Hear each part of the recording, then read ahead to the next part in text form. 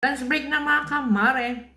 Mag-lunch muna tayo bago trabaho ulit. Nagluto akong ginataan na kangkong na may sitaw, na may talong. Halo-halo lang siya. And then nilagyan ko siya ng sardinas.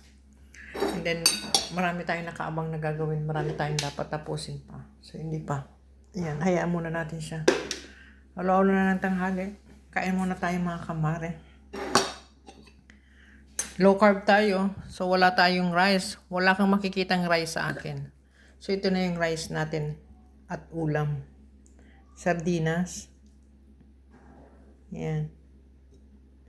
Sardinas with sitaw and kangkong with talong. Tayo ng more gulay. Kumain ako ng carbs kaninang breakfast. Brown bread. So, yun na yung pinaka-carbs ko. And the whole day. Yun na yung pinaka-carbs ko. Kaya lunchtime, wala akong carbs. So, kakain lang tayo itong masarap na gulay. Kabila ako kahapon ng sariwang kangkong. Yan. Ginutaan natin ngayong araw. Si Joanna, wala pa yung kasama ko. Busy pa siya. Marami pa siyang ginagawa.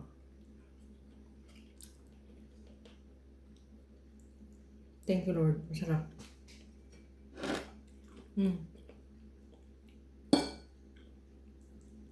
With sardinas. Ay, nahulog. Yung marami ka nakapilang trabaho kahit na. Huwag mo kalimutan ang sarili mo. Madalian na luto lang to.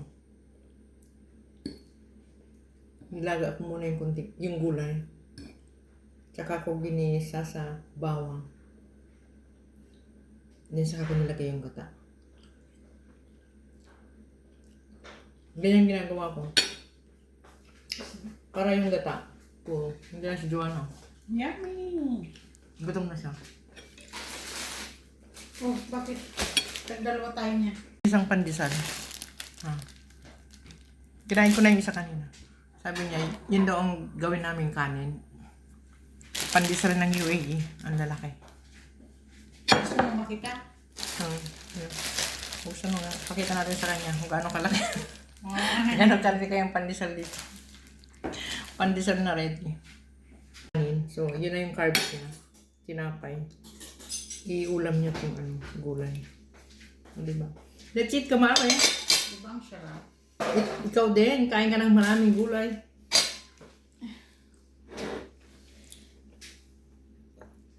Buhay OFW. Laging busy.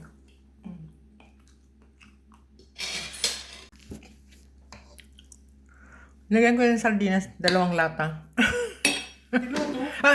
Matatapon. 2 lata ng sardinas nilagay ko.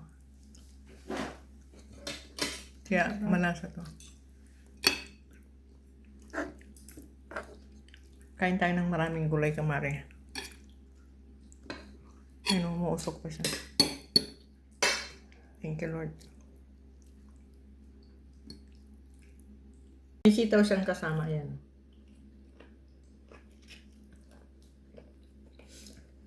Bukas ulit. Marites tayo. Bye-bye.